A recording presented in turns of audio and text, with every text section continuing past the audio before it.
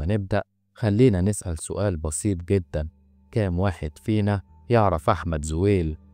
طب كام واحد فينا يعرف فاروق الباز؟ طب مجدي يعقوب؟ طب مصطفى السيد؟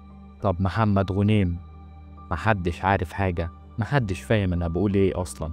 دول 5 علماء مصريين خلال آخر 50 سنة غيروا في العالم والدنيا كلها. اتكلمت عنهم وعن كل واحد فيهم كان سبب إن اسم مصر يتسمع بره ويتحط على خريطة التقدم. طب دلوقتي تعالى نسأل كام سؤال كمان. حد فيكو يعرف واحد اسمه عمرو عابدين؟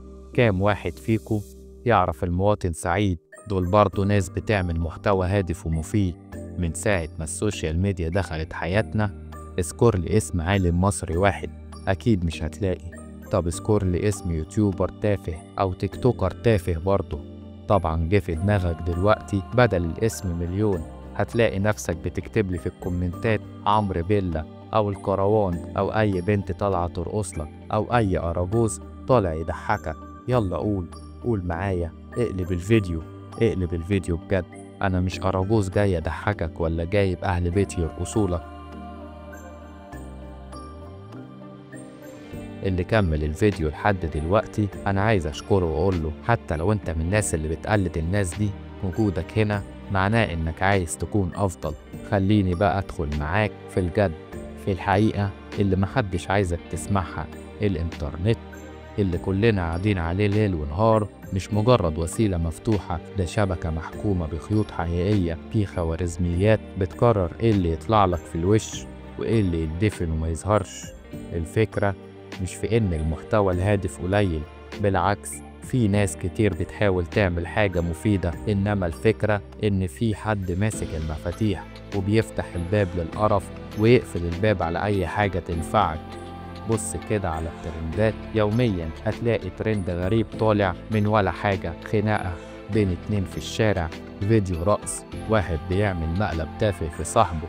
الحاجات دي بتتحط لك في الصف الأول وبتتفرج غصب عنك. أما فيديوهات فيها فكرة أو معلومة أو رسالة قوية بتدفن كأن في إيد خفية بتضغط عليها من تحت الأرض.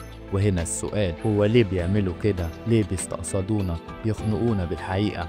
ببساطة لأنهم عايزين دماغك تفضل مشغولة في الفاضي، عايزينك تجري ورا الترندات زي القطيع وتفضل تضحك وتشارك وتنسى نفسك. طب ما تيجي نسأل نفسنا، مين المستفيد؟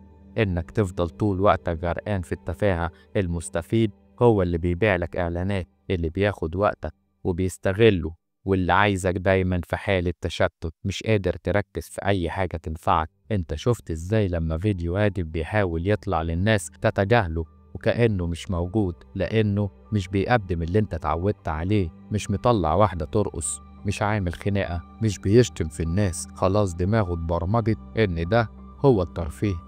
طب ما تيجي نشوف الأمثلة. لما تيجي تقول لحد اذكر لي عالم مصري، الناس بتسكت، لكن لما تقول له اذكر لي تيك توكر أو يوتيوبر بيعمل تفاهة تلاقيهم حافظين 1000 اسم. دي مش صدفة، دي نتيجة خطة معمولة صح، إن الهيافة يبقى فيها الواجهة والعميق يدفن في الأرض.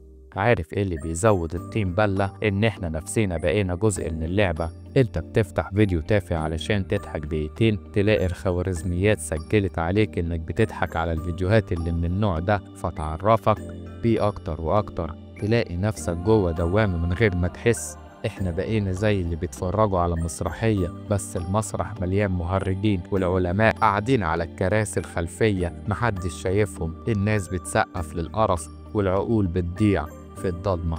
طب تعالى فكر فيها كده، لو في عالم مصري بيشرح لك اختراع جديد أو علاج لمرض معين، انت هتمل بسرعة وتسيب الفيديو.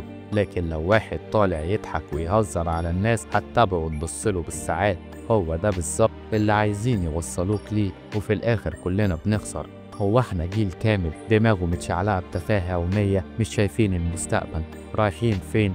بدل ما نتعلم من علمائنا بقينا نتعلم من التيك توكر، بدل ما نفتخر باللي قدمه مجدي يعقوب أو مصطفى السيد بقينا نحفظ اسم أي واحدة بتعمل رقصة جديدة. والمصيبة إن في ناس بقت فاكرة إن الشهرة بتيجي من التفاهة، يعني أي شاب أو بنت دلوقتي بدل ما يحلم يبقى عالم أو مخترع أو مفكر أو مبدع، يحلم يطلع ترند بخناقة أو مقلب. وده أخطر حاجة حصلت لجيلنا. الإنترنت بقى عامل زي مسرح كبير، في كشاف نور بيتسلط على ناس معينة بس، والباقي كله في ضلمة. اللي بيختار مين يبان ومين يختفي مش انت ولا انا، لأ، ده في ناس فوق بتقرر. وعلشان كده يا صديقي اللي كمل معايا هنا للآخر، انت واحد من القلة اللي لسه دماغهم صاحية.